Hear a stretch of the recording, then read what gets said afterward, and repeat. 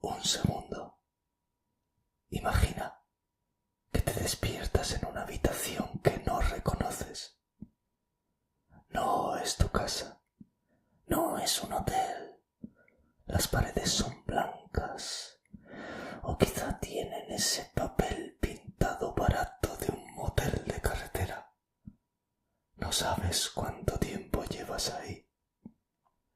El reloj de tu muñeca ha desaparecido. Sientes la boca seca, la cabeza te da vueltas, como si hubieras bebido demasiado. Pero tú no bebes, o al menos no recuerdas haberlo hecho. De repente, la puerta se abre. Entra alguien con una bata blanca, o quizá un tipo con traje y gafas oscuras. Te ofrece un vaso de agua. Tienes tanta sed que lo aceptas sin pensar. Bebes y unos minutos después el mundo empieza a derretirse. Las paredes comienzan a respirar como si tuvieran pulmones. Escuchas colores, ves sonidos y una voz que no es la tuya, empieza a susurrarte cosas horribles desde la esquina de la habitación. El miedo se te mete en los huesos, un pánico animal que no puedes controlar. Quieres gritar, pero no puedes. Quieres irte, pero la puerta está cerrada. Lo peor de todo esto es que no es una alucinación. Lo peor es que esto es real. Pero tú no firmaste ningún papel. No diste tu permiso. No eres un paciente. Para las personas que te están observando detrás de un espejo falso, no eres ni siquiera un ser humano. Eres un maldito número, una cobaya. Hoy, en el abismo, vamos a dejar de lado las leyendas urbanas y los fantasmas, porque no hay nada más aterrador que lo que el ser humano es capaz de hacer cuando cree que nadie lo vigila. Hoy descendemos a uno de los episodios más oscuros, más negados y desgraciadamente más reales del siglo XX, un proyecto confirmado por el propio gobierno de los Estados Unidos. El proyecto MKUltra. Esto no es una película de ciencia ficción. No es una teoría loca de internet. Fue un programa oficial, financiado con tus impuestos. Si hubieras vivido allí por aquel entonces, por supuesto. Diseñado por la CIA con un solo objetivo: aprender a romper la mente humana en pedazos. Y fracasaron. Vaya si fracasaron. Pero por el camino dejaron cientos de vidas, quizá miles, completamente destrozadas. Para entender esta locura, tenemos que viajar atrás en el tiempo. Estamos en los años 50, en plena Guerra Fría. Estados Unidos y la Unión Soviética se miran con el dedo en el botón nuclear. Pero había un miedo aún mayor que la bomba atómica. Durante la Guerra de Corea, algo extraño pasó. Los soldados estadounidenses capturados volvían a casa cambiados. Algunos renegaban de su país, otros parecían vacíos, zombies. La inteligencia americana entró en pánico total. Estaban convencidos de que los soviéticos y los chinos habían descubierto el secreto definitivo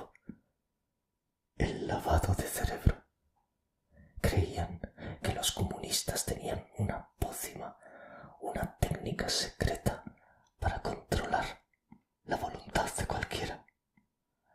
La CIA se hizo una pregunta aterradora.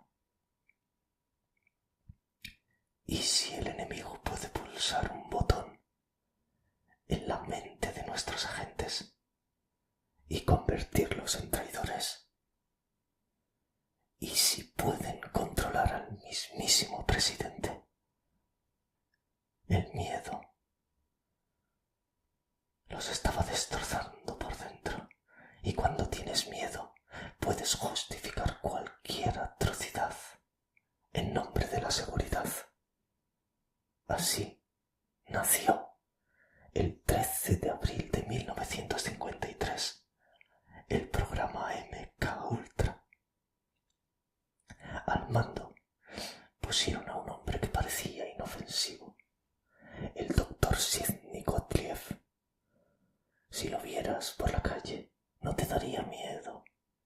Era un químico, cojeaba un poco, le gustaba bailar danzas folclóricas y criaba cabras en su granja. Pero detrás de esa fachada de granjero excéntrico se escondía el brujo negro de la CIA, un hombre dispuesto a todo. Su misión era clara: encontrar el suero de la verdad, la droga del olvido, la manera de programar a un ser humano como si fuera un robot. Interrogatorios, tortura psicológica, manipulación, todo valía. El problema es que no tenían ni idea de lo que estaban haciendo. Iban a experimentar a ciegas. Y nosotros íbamos a ser las ratas de laboratorio. Ahora, uno pensaría que para estos experimentos usarían a espías enemigos capturados, ¿verdad? O a criminales de guerra, gente mala. No, la CIA necesitaba cuerpos, muchos cuerpos, y no querían preguntas, así que empezaron a reclutar en las sombras. Hospitales psiquiátricos, cárceles, universidades, bases militares, incluso burdeles. ¿Quiénes cayeron en la trampa? Gente como tú y como yo, un estudiante universitario que necesitaba unos dólares extra y vio un anuncio para un estudio sobre la fatiga. Un paciente que iba al médico por una depresión leve o ansiedad postparto. Un soldado raso que quería impresionar a sus superiores.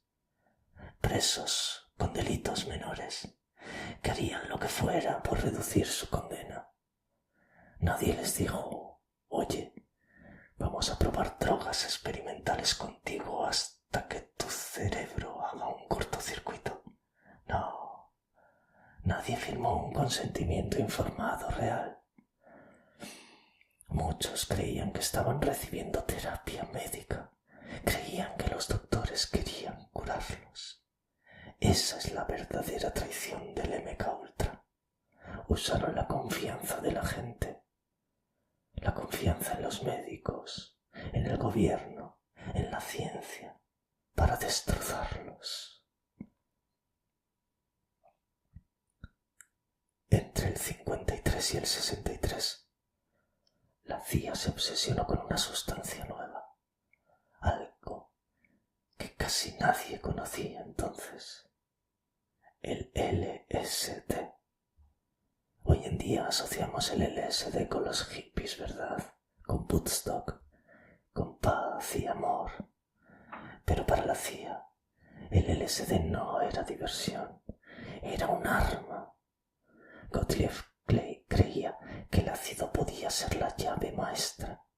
Pensaba que si dabas la dosis correcta, podías romper las defensas mentales de un espía ruso y hacer que cantara la Traviata, o podías borrarle la memoria a alguien. Así que empezaron a dar LSD a todo el mundo. Y cuando digo a todo el mundo es literal, a todo Dios. Lo ponían en el café por la mañana, lo inyectaban, lo rociaban en el aire.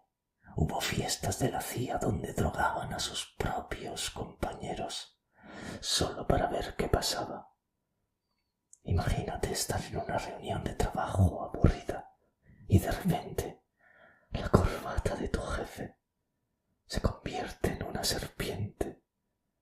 Para ellos era gracioso, para las víctimas era un infierno.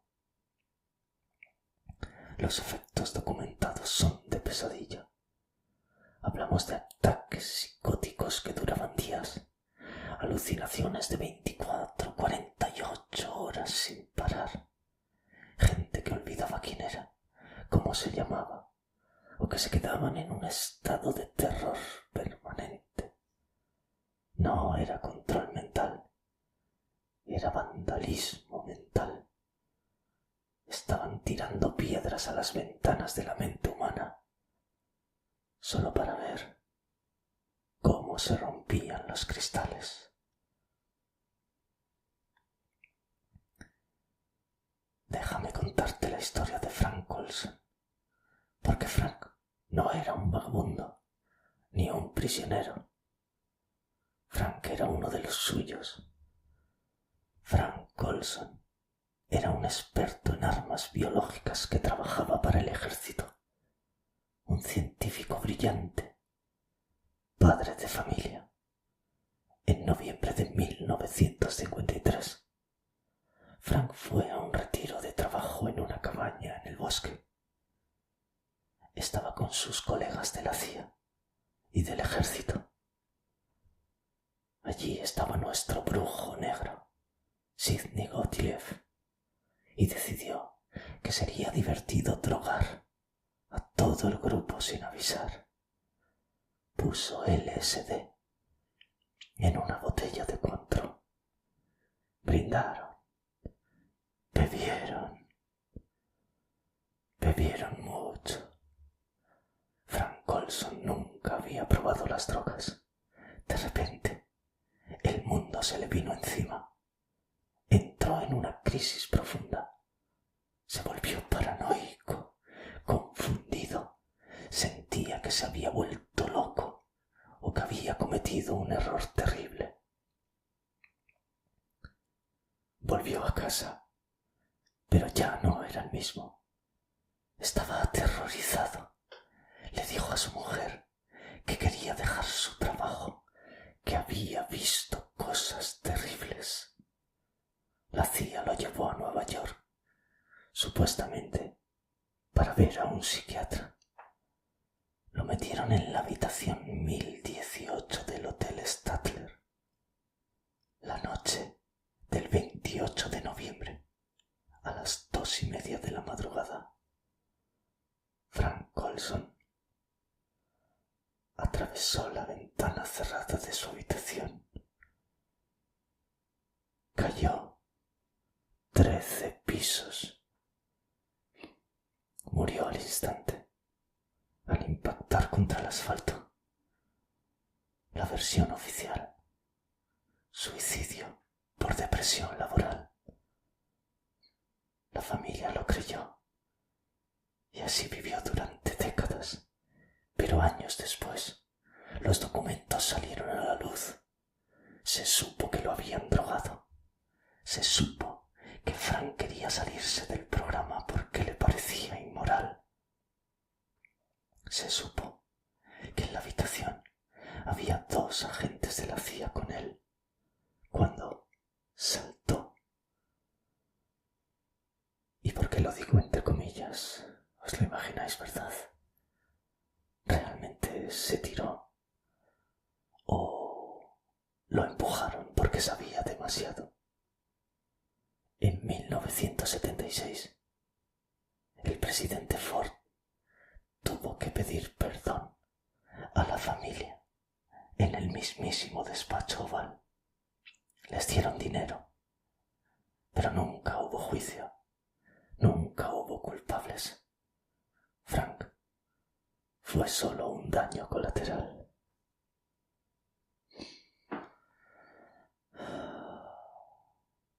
Si crees que lo de Olson fue sucio, espera a escuchar sobre la operación Clímax de medianoche.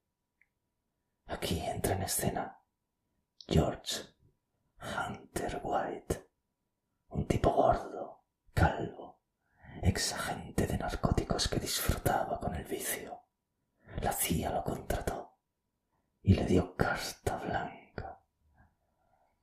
Montaron pisos francos en San Francisco y Nueva York.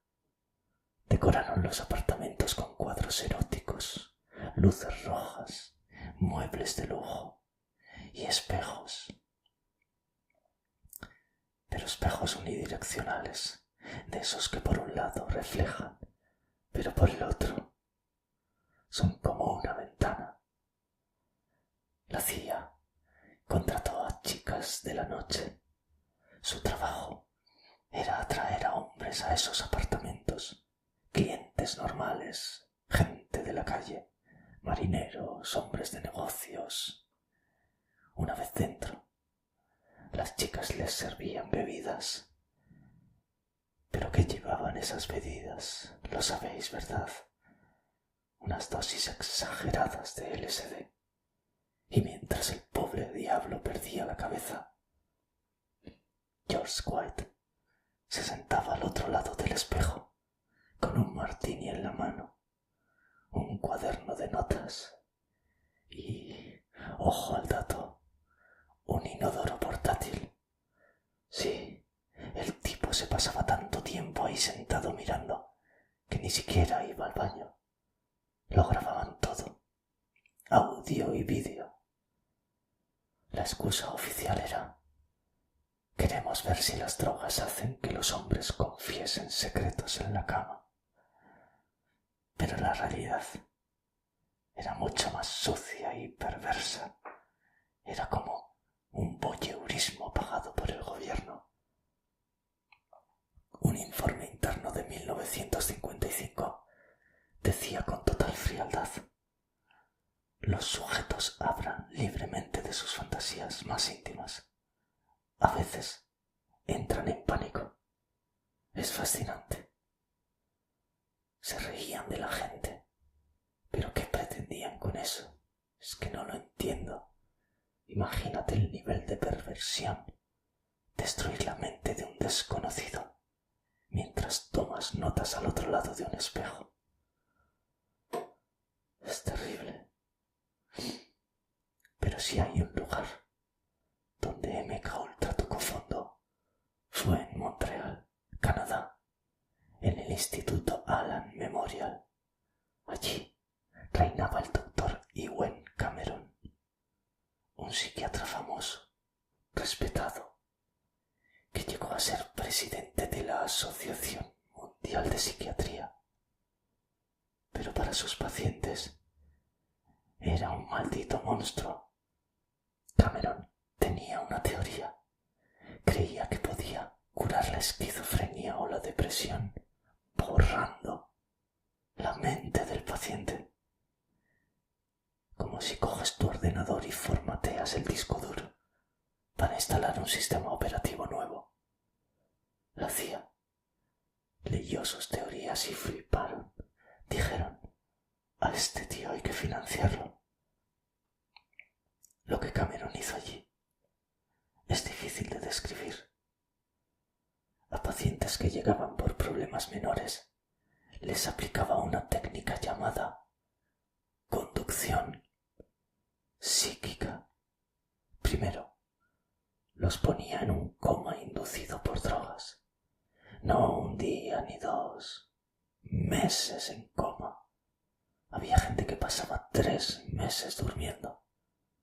Y mientras dormía, les ponía auriculares y reproducía una cinta con una frase grabada, la misma frase, en bucle, una y otra vez, cientos de miles de veces. mala madre. Eres una mala persona. Nadie te quiere. Deberías cambiar. Imaginaos escuchar eso miles y miles de veces.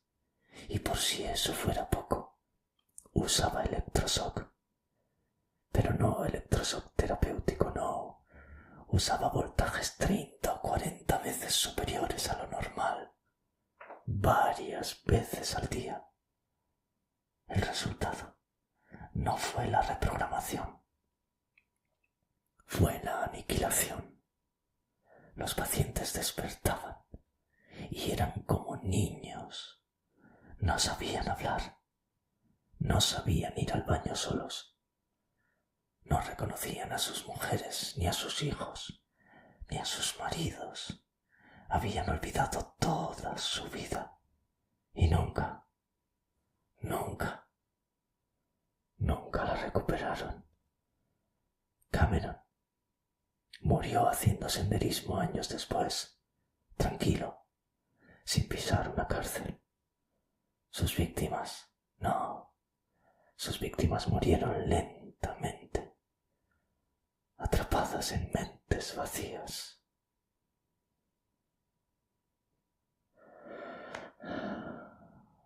Después de 20 años de horror, ¿qué consiguió la CIA? ¿Crearon al superespía? No. ¿Lograron controlar la mente? No. ¿Consiguieron el suero de la verdad perfecto? Tampoco. El proyecto fue un fracaso absoluto, científicamente inútil, éticamente monstruoso y psicológicamente devastador. Lo único que aprendieron es que es muy fácil romper a una persona, pero es imposible reconstruirla a tu gusto. En 1973, cuando el escándalo de Watergate estaba estallando, Sidney Whitfield vio venir la tormenta. Sabía que si alguien leía esos archivos, la CIA se hundiría. Así que dio la orden. Quemadlo todo. 7 cajas llenas de documentos fueron destruidas. Nombres, experimentos, resultados, todo convertido en ceniza. Pensaron que el secreto estaba a salvo, pero cometieron un error burocrático estúpido. Se olvidaron de unas 20.000 páginas de registros financieros que estaban guardadas en otro edificio. Casi nada, 20.000 páginas. Recibos, facturas, gastos. Parecían tonterías, pero gracias a esos papeles aburridos, en 1975, el Senado de Estados Unidos y el periodismo de investigación pudieron destapar la cloaca. El mundo entero se enteró de que el gobierno había declarado la guerra a su propia población.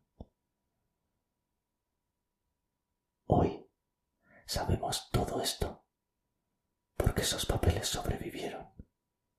Sabemos lo del SD, lo de las chicas de la noche, lo de los electroshocks. Pero aquí viene la pregunta que no me deja dormir y quiero que te la hagas tú también esta noche. Esto es lo que sabemos, es lo que se filtró, es lo que admitieron, pero ¿qué es lo que no sabemos? ¿Qué diablos había en los archivos que quemaron? ¿Cuántos experimentos tuvieron éxito y nunca nos lo dijeron. Sidney Gottlieb murió en su cama. George White murió en su casa. Nadie fue a la cárcel por el MK Ultra. El proyecto se cerró. Oficialmente. Le cambiaron el nombre. Dijeron, lo sentimos. Y pasaron página. Pero la tecnología avanza. La neurociencia avanza. Y el miedo de los gobiernos sigue ahí. ¿De verdad creéis, criaturas, que dejaron de intentarlo? ¿O simplemente aprendieron a esconderse mejor? Quizá la próxima vez que sientas que la realidad es un poco extraña o que tienes un pensamiento que no parece tuyo, recuerdes esta historia. Déjame tu opinión en los comentarios. ¿Crees que proyectos como este siguen activos hoy en día bajo otros nombres? Si te ha gustado descender conmigo a esta locura, ya sabes qué hacer. Dale like, suscríbete y activa la campanita para que YouTube te avise la próxima vez que se abra el abismo. Gracias, como siempre, por haberos dejado caer una vez más en este mi oscuro abismo.